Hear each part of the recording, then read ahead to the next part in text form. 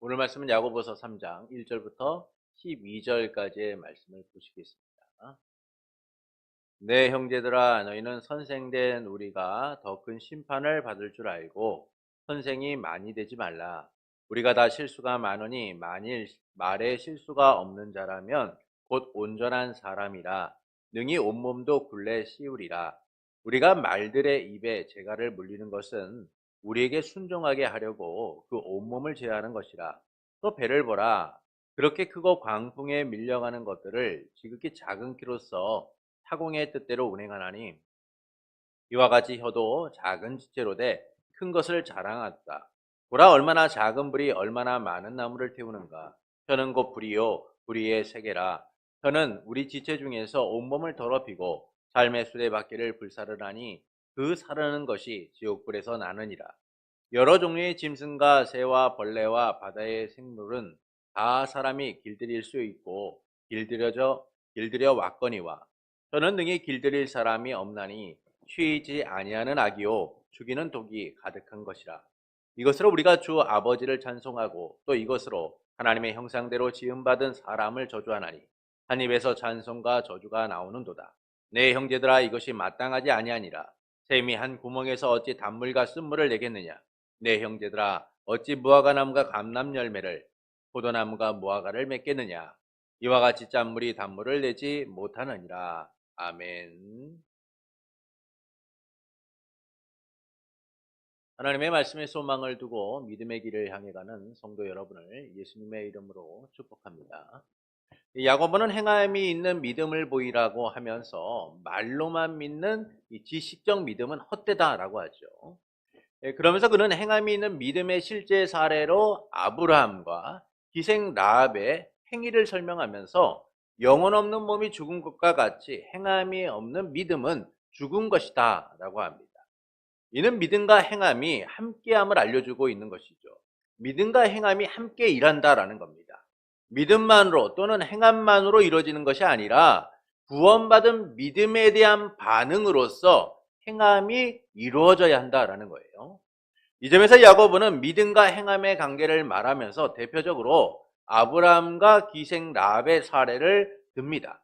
그들의 행위가 의롭다라고 말하죠. 그러나 이는 그들이 믿는 믿음의 반응으로 인하여 하나님께서 의롭게 하셨다라는 사실을 이야기해주고 있는 겁니다. 그들의 행위가 아니라 그들이 믿는 믿음의 반응을 통하여 하나님은 그들을 의롭게 하셨다는 거예요. 곧 구원받기 위함이 아니라 구원받았기 때문에 반응하는 삶을 말하고 있는 것이죠. 그래서 믿음과 행함은 분리되거나 구별되는 것이 아니라 함께 하고 있다라는 사실을 증명해야 된다라는 겁니다. 그리고 본문은 선생이 되지 말라라고 해요. 선생들이 되지 말라라고 합니다. 말에 실수를 하지 말라라고 하시죠. 야고보는 선생된 이들이 더 큰 심판을 받는 줄 알고 선생들이 되지 말라라고 해요. 그것은 우리가 다 말에 실수가 많기 때문이다라는 겁니다. 말에 실수가 없다면 그 사람은 완벽한 사람이라는 것이죠. 그래서 우리는 말들을 순종하게 하려고 입에 재갈을 물고 온몸을 끌고 가야 한다라는 거예요. 마치 큰 배가 사공의 작은 키에 의하여 원하는 곳으로 가는 것처럼 저도 작지만 큰 것을 자랑한다라는 겁니다. 작은 불이 큰 나무를 태우는 것처럼 저는 불이요 불의의 세계라고 말하죠. 그래서 우리의 온몸을 더럽히고 우리의 인생을 위협하기도 한다라는 겁니다. 그래서 아무도 혀를 길들일 수 없기에 억제할 수 없는 악이고 죽이는 독이다라고 얘기해요. 이런 혀로 우리가 주 아버지를 찬양하고 하나님의 형상대로 지음받은 사람을 저주하기도 하는데 그래서는 안 된다는 겁니다. 한 샘에서 한 물이 나오는 것처럼 한 나무에서 그에 맞는 열매가 나오는 것처럼 해야 한다라는 것이죠. 이를 통해 말씀하시는 바는 무엇일까요? 사람들은 듣기보다 말하기를 좋아합니다. 누군가의 선생이 되어 가르치고 알려주려고 하죠. 그것은 내가 알고 있는 지식, 경험이 우월하다라고 생각하고 있기 때문이에요. 내가 그들보다 낫다고 생각하기 때문인 겁니다. 그래서 침묵보다는 말하는 것을 선호하고 주저하지 않고 거침없이 말하죠. 그러나 그런 말이 정말 사람들에게 도움을 주고 상처를 싸매는 효과가 있느냐? 그런 경우도 있지만 대부분은 상처와 아픔을 줄 때가 있습니다. 말은 누군가의 상태나 감정을 이해하고 받아들이기보다는 그가 처한 현실만을 보고 내 지식과 경험을 바탕으로 말하기 때문인 거죠. 먼저 누군가를 이해하고 받아들이고 말하는 것이 아니라 내 지식과 경험으로 판단하여 말하기 때문이다.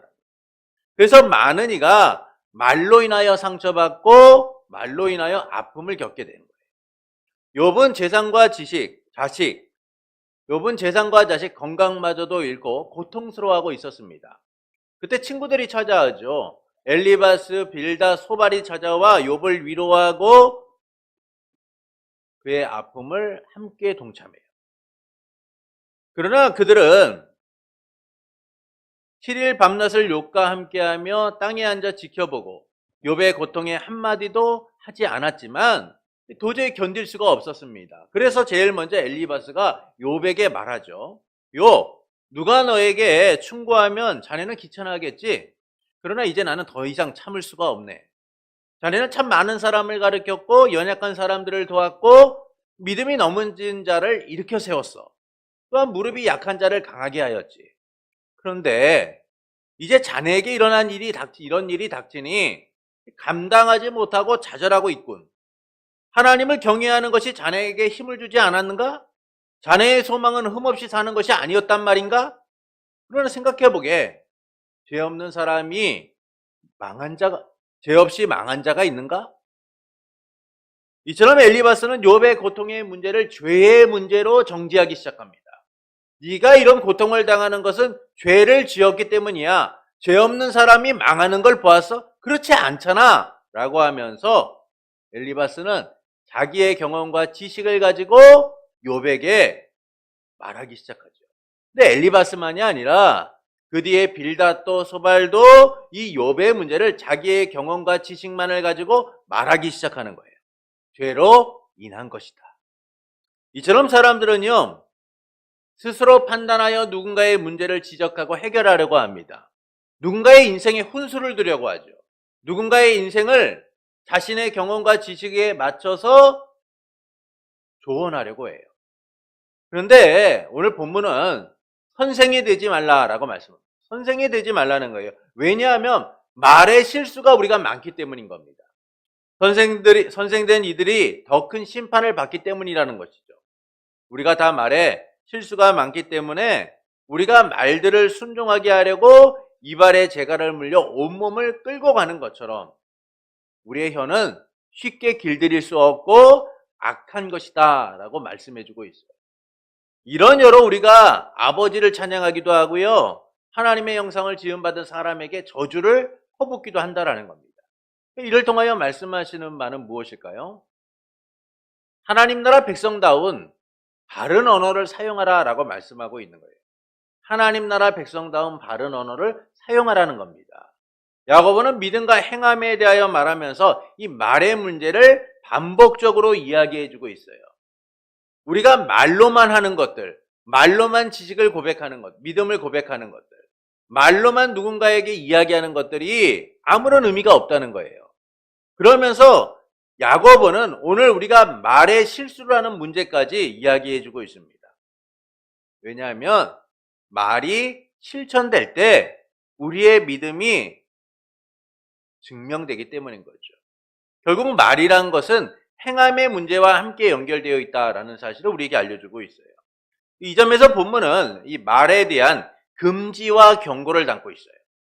말을 함부로 하지 않음으로써 성도다운 바른 언어 생활을 하라는 거예요. 성도다운 바른 언어 생활을 하라는 겁니다. 왜냐하면 우리는 하나님이 구원하신 하나님 나라 백성이기 때문인 거죠. 그러면서 제일 먼저 선생이 되지 말라라고 얘기해요. 본문 1절을 보십시오. 내 형제들아, 너희는 선생된 우리가 더 큰 심판을 받을 줄 알고 선생이 많이 되지 말라. 야고보는 선생이 되지 말라라고 얘기합니다. 여기서 선생이 되지 말라는 말은 우리라는 단어와 연결되어서 모든 사람이, 모든 성도가 선생되려고 하지 말라는 거예요. 이는 1차적으로 교회의 직분자들을 말하는 것이죠. 저와 같이 교회에서 가르치는 이들이나 또는 교회의 중직을 맡은 이들은 교회나 성도의 문제를 말할 때가 있어요. 말할 때가 참 많죠. 말씀을 기준으로 하기보다는 어떤 때는 때론 자기의 신앙과 경험을 바탕으로 성도들에 대하여 말하고 판단하고 정죄할 때가 있다는 거예요. 선생에 대해서 가르치려고 할 때가 있다는 거예요. 그러지 말라는 거예요. 그리고 2차적으로는 모든 사람, 성도들이 그럴 때가 많다는 거예요. 서로가 자기의 경험과 지식으로 판단하려고 한다라는 겁니다. 그래서 교회 안에서 누군가의 문제가 발생하면 저마다 각자 이야기를 막 하죠. 이를 우리는 고린도 교회를 통해서 확인하게 됩니다. 고린도 교회의 성도들은 누구보다 자기의 신앙적 신념이 강했던 사람들이에요. 그러니까 내 신앙이 옳다, 내 신앙이 바르다라고 믿었던 사람들입니다. 그래서 그들은 자기의 입맛대로 말씀을 들으려고 했고 성도들을 가르치려고 했습니다. 말씀의 기준이 아니라 자기의 경험과 지식, 자기의 신념을 바탕으로 성도들에게 옳음을 강조하고 자기의 것을 받아들여야 된다라고 주장하기도 했죠. 이로 인하여 분쟁과 갈등으로 고린도 교회는 몸살을 앓게 돼요. 이처럼 모두가 선생이 되려고 하는 순간 갈등과 분쟁이 일어나게 되어 있습니다. 그래서 말씀은 모두가 선생이 되지 말라라고 말씀하고 있어요. 왜냐하면 가르치려고 하는 이들이 더 큰 심판을 받기 때문이다라는 거예요. 여러분 이게 참 중요합니다. 오늘 저와 같은 목회자들 또는 중직자들로 세워지는 사람들은 그 직분이 갖고 있는 어떤 유익이나 또는 그 직분이 갖고 있는 이득을 먼저 생각할 수도 있어요. 그러나 중요한 사실은 저와 같이 가르치는 이들이나 직분자들은 하나님께 더 많은 책임을 받았기 때문에 그에 따른 더 막중한 책임의 의무를 지게 있다는 거예요. 그래서 함부로 가르쳐서는 안 되는 거예요. 함부로 말해서는 안 되는 겁니다. 왜냐하면 더 큰 심판을 받기 때문인 거예요. 이 때문에 주님은 우리에게 선생이 많이 되지 말라라고 말씀하는 거예요. 선생이 되려고 하는 순간 그 심판의 죄를 짊어지게 되어 있는 거예요. 그 심판의 무거움을 짊어지게 되어 있는 겁니다.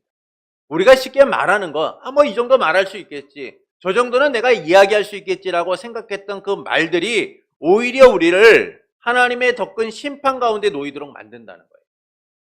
구원은 잃지는 않지만 우리의 행위에 대한 대가는 반드시 책임지게 되어 있다는 겁니다.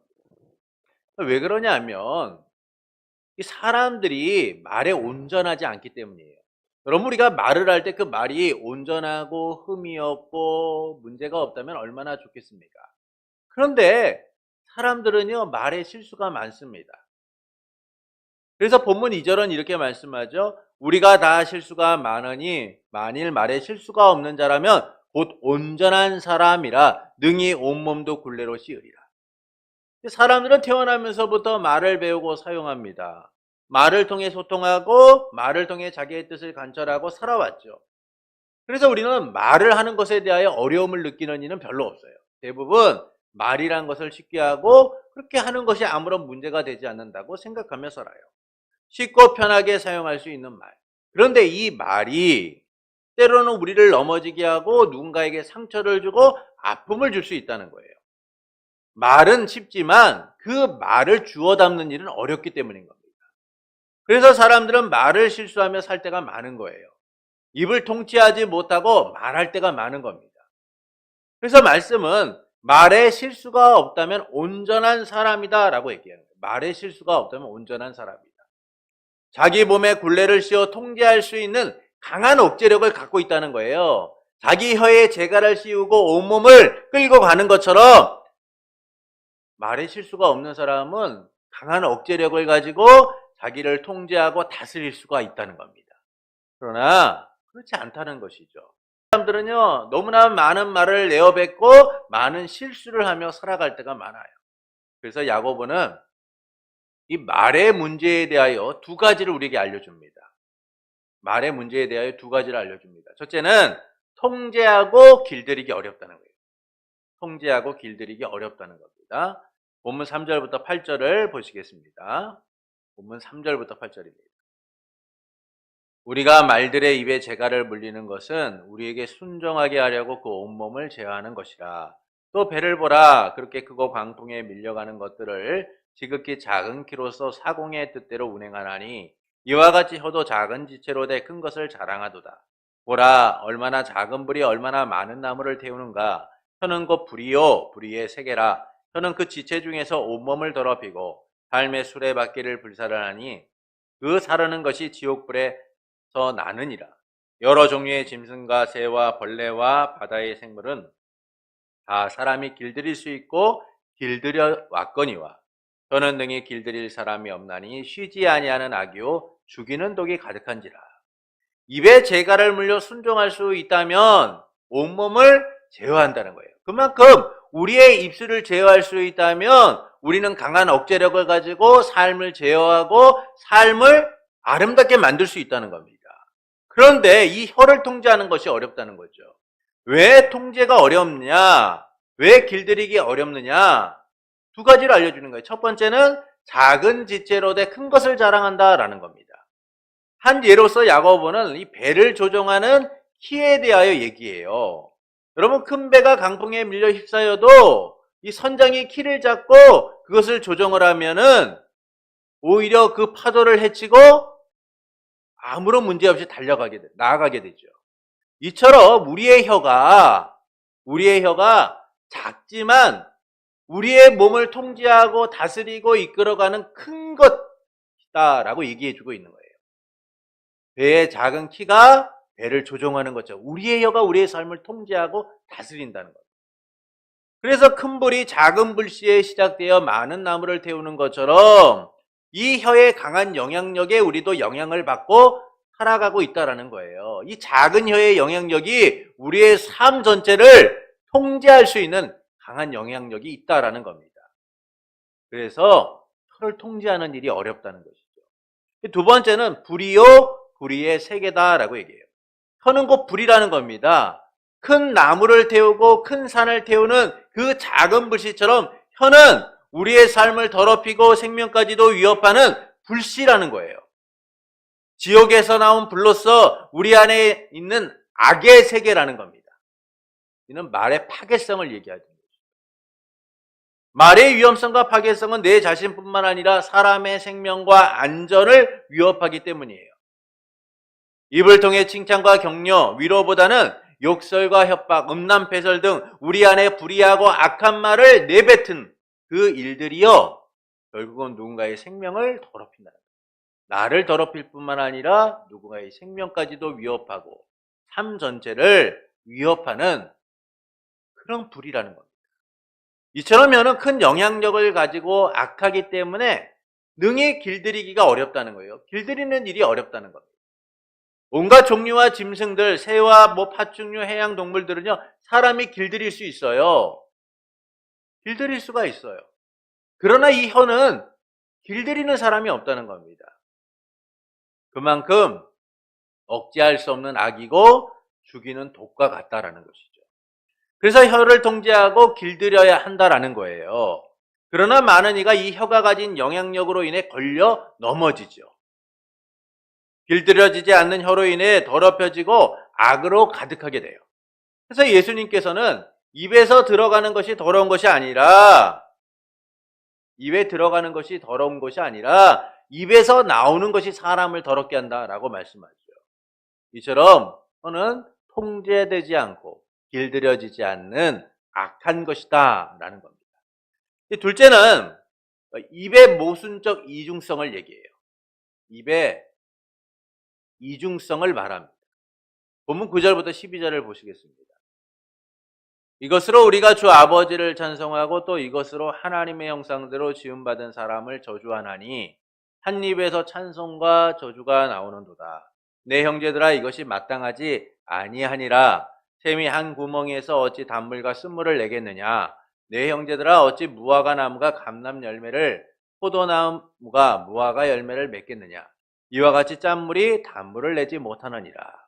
야고보는 우리가 구원받은 하나님의 백성으로서 하나님을 찬송하면서 하나님의 형상대로 지음받은 사람에 대하여서는 저주를 한다는 거예요.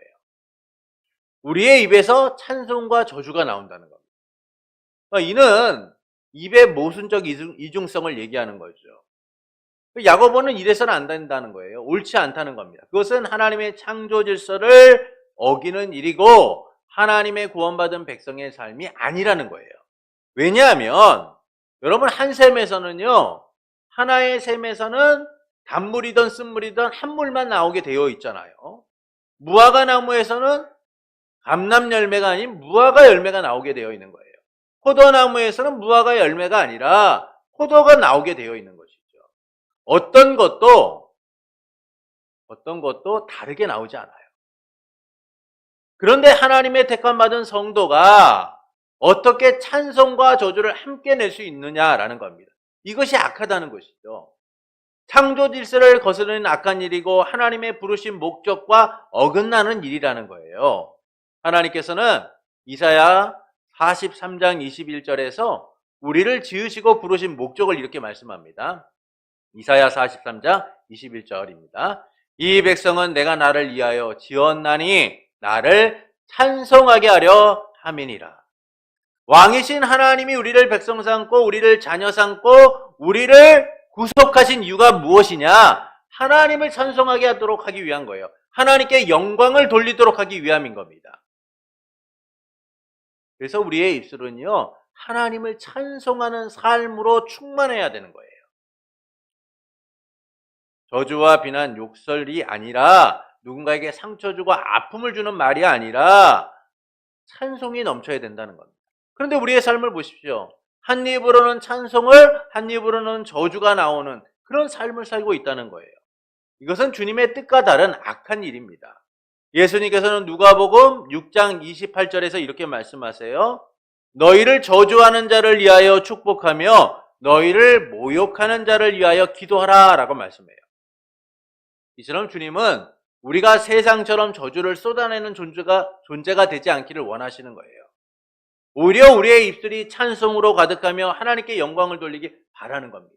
여러분 세상을 보십시오. 세상은 찬송과 영광의 고백들이 나오는 것이 아니라 저주와 욕설과 음담패설과 악한 것들로 가득해요. 그래서 우리는 악하고 마귀적인 혀를 함부로 사용하여 선생이 되려 해서는 안 된다는 거예요. 저주를 쏟아내는 이 악을 반복하는 일이 지속되어서는 안 된다는 겁니다. 오히려 찬송으로 가득한 입, 축복으로 가득한 입이 되어야 된다는 거예요. 그것은 우리가 주 예수 그리스도 안에서 하나님의 구원받은 백성이기 때문인 겁니다. 찬송이 넘쳐야 될 하나님의 백성이기 때문이에요. 그래서 우리가 어느 곳에 있던 어떤 삶을 살아가고 있던 우리의 삶은 저주와 비난과 욕설과 정죄가 아니라 찬송과 영광의 삶으로 가득해야 된다는 겁니다. 이를 위해 우리 주 예수 그리스도께서 저주로 가득한 세상에서 저주 아래 신음하는 우리를 위해 오셨어요. 그분은 세상의 저주와 멸시, 조롱을 받으시면서 하나님의 나라를 선포하시고 십자가에 죽고 부활하심으로 하나님의 나라가 우리 가운데 임하도록 하신 거죠. 이 은혜 아래 우리는 하나님 나라의 백성이 되었고 저주가 아닌 찬송의 삶을 살아가게 되었어요. 우리 안에 내주하시는 그 성령님을 따라 하나님의 거룩한 성전으로서 주님께 영광을 돌리는 삶을 살아가게 된 거예요. 그래서 우리는 저주와 비난과 욕설 등 온갖 악을 뿜어내는 입이 아닌 찬송과 축복에 가득한 입이 되도록 해야 된다는 겁니다. 누군가의 선생이 되어서 선생이 되려고 해서는 안 된다는 거예요. 누군가의 죄를 지적하고 누군가에게 비난과 조롱과 멸시의 언어를 사용하는 것이 아니라 사랑과 긍휼의 언어를 통하여 우리가 성도임을 하나님 나라의 백성임을 보여줄 수 있어야 된다는 겁니다. 이를 통해 하나님께서는 우리가 어떻게 살아가기를 원하실까요? 우리의 입을 지키길 원하시는 거예요. 여러분 입을 지키길 원하시는 겁니다. 잠언 21장 23절에 보면 이렇게 말씀합니다. 잠언 21장 23절입니다. 입과 혀를 지키는 자는 그 영혼을 환난에서 보존하느니라. 여러분 세상에서도요 자기 입을 지키면 어려움과 위기로부터 생명을 보존받는 거예요. 하물며 하나님의 구원받은 성도가 입을 지키는 일은 하나님의 풍성하신 은혜를 덧입는 삶이고 하나님 백성의 정체성을 지키며 살아가는 일이라는 거예요. 그래서 우리는 입을 지킴을 통하여 성도다운 삶, 하나님께 찬송과 영광을 돌리는 삶을 살아갈 수 있어야 하는 겁니다.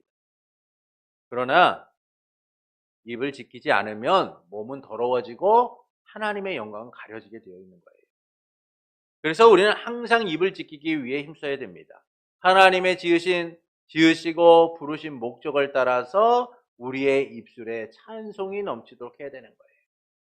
세상처럼 비난과 저주, 시기와 질투 등 온갖 더럽고 악한 말로 사는 것이 아니라 찬송과 축복 등 하나님 나라의 언어, 하나님 나라의 평강이 임하도록 온유하고 지혜로운 말을 사용할 수 있어야 된다라는 겁니다.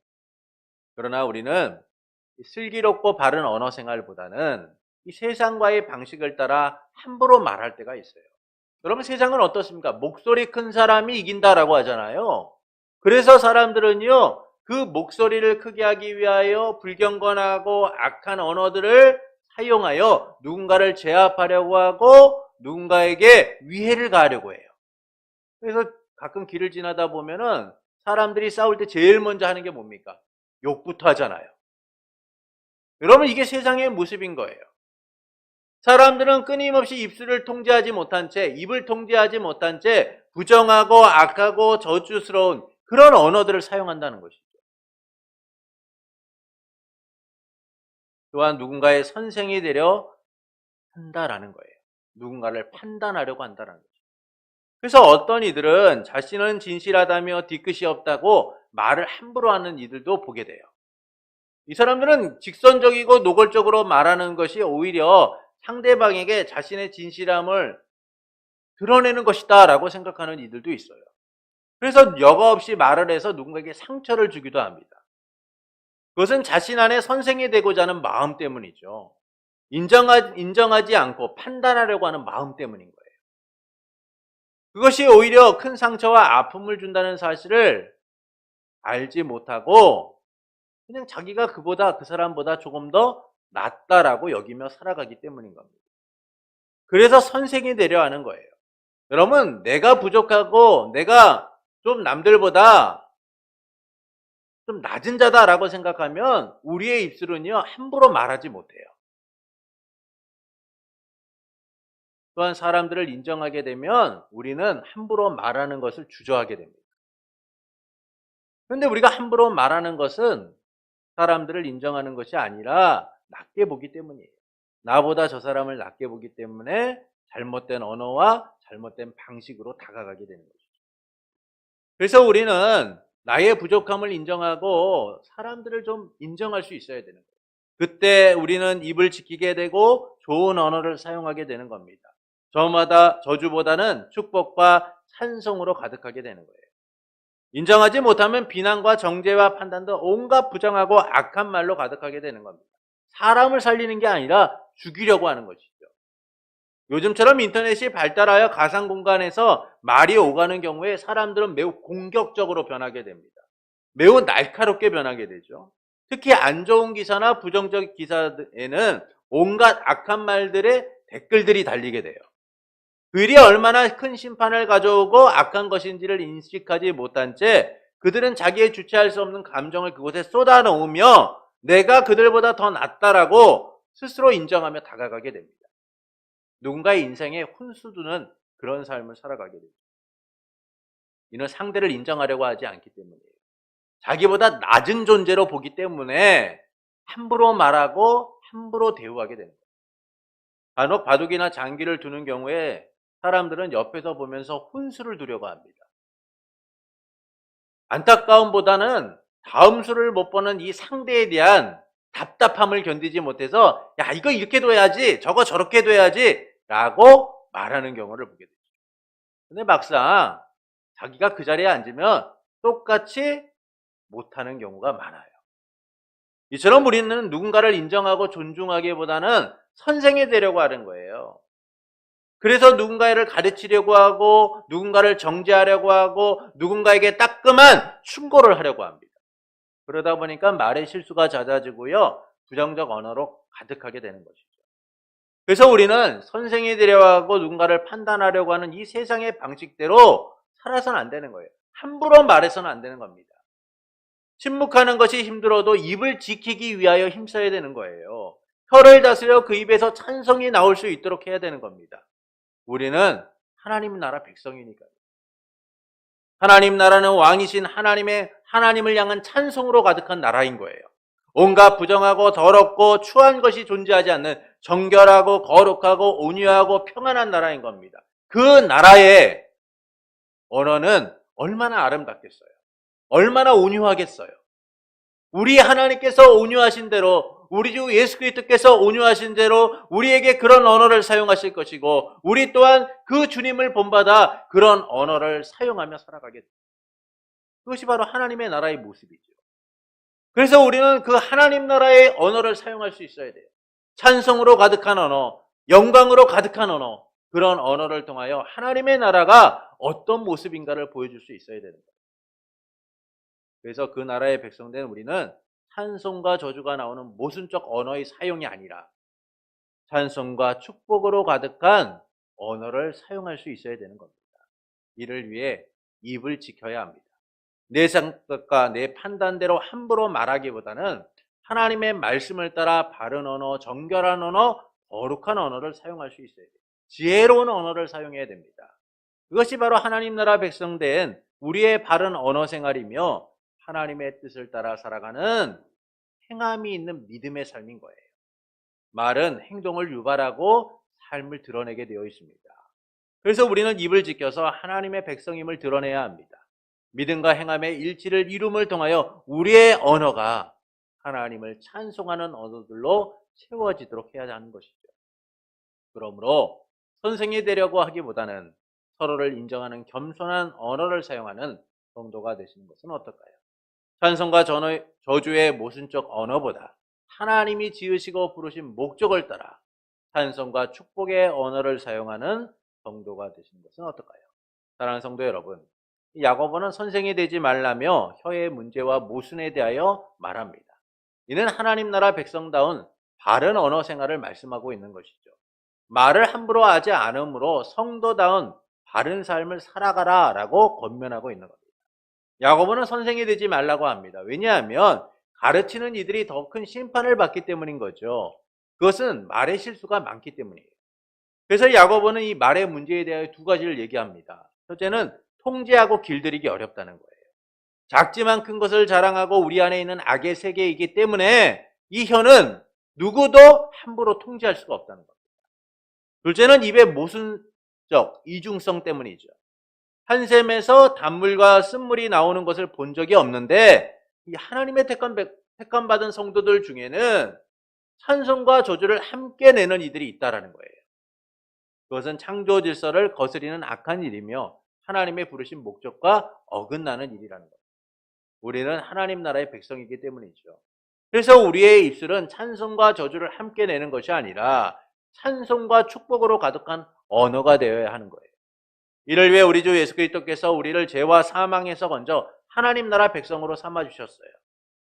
그러므로 우리는 선생이 되기보다는 이 찬송의 언어들, 축복의 언어들을 사용할 수 있어야 하는 겁니다. 이를 통해 하나님께서는 우리가 어떻게 살기를 원하실까요? 우리의 입을 지키길 원하시는 거예요. 그러나 우리는 슬기로운 언어의 생활보다는 이 세상의 방식을 따라 함부로 말할 때가 많습니다. 335 모이면 욕하고 음담패설하고 정말 말도 안 되는 저속한 언어들이 사람들과의 관계 속에서 이루어지는 모습들을 우리는 참 많이 봅니다. 그러나 우리는 그렇게 해서는 안 된다는 거예요. 또한 누군가에게 선생이 되려고 해서도 안 된다는 겁니다. 우리의 입을 지키고 우리의 입을 통하여 찬송과 영광이 나올 수 있도록 해야 된다는 거예요. 부정적이고 악한 언어가 아니라 하나님이 우리에게 원하시는 그런 참된 언어들을 사용할 수 있어야 된다는 겁니다. 그러기 위하여 우리는 자기의 부족함을 인정할 수 있어야 되는 거예요. 그리고 사람들을 인정하고 함께 할 수 있어야 되는 겁니다. 사람들이 왜 누군가를 지적하고 누군가의 비난의 언어를 사용합니까? 자기보다 못하기 때문이다라고 여기기 때문이에요. 여러분, 자기보다 더 뛰어나고 능력 있고 자기보다 더 잘난 사람을 우리가 함부로 비난하고 욕합니까? 그렇지 않아요. 뭐 뒤에서는 얘기할 수 있겠죠. 그러나 앞에서는 함부로 하지 않습니다. 그러나 자기보다 못하다고 생각하면 바로 앞에서 사람들은 거침없이 얘기해요. 선생이 되려고 하고 그 사람의 삶을 판단하고 훈수를 두려고 하죠. 주님은 우리가 그런 사람이 되지 않기를 원하시는 거예요. 그래서 우리는 선생이 되려고 하거나 또는 저주를 내는 입술이 아니라 사랑의 언어를 사용할 수 있어야 된다는 겁니다. 그러므로 선생이 되려고 하기보다는 서로를 인정하는 겸손한 언어를 사용하는 성도가 되는 것은 어떨까요? 찬송과 저주를 함께 내기보다는 하나님이 지으시고 부르신 목적을 따라서 찬송과 축복의 언어로 가득한 성도가 되시는 것은 어떨까요? 그때 우리는 사랑과 긍휼의 언어, 축복의 언어로 가득하게 될 거예요. 상처와 아픔을 주기보다는 사랑과 위로를 주는 하나님 나라 백성이 될 겁니다. 하나님 나라 백성답게 찬송이 가득한 삶을 살게 될 거예요.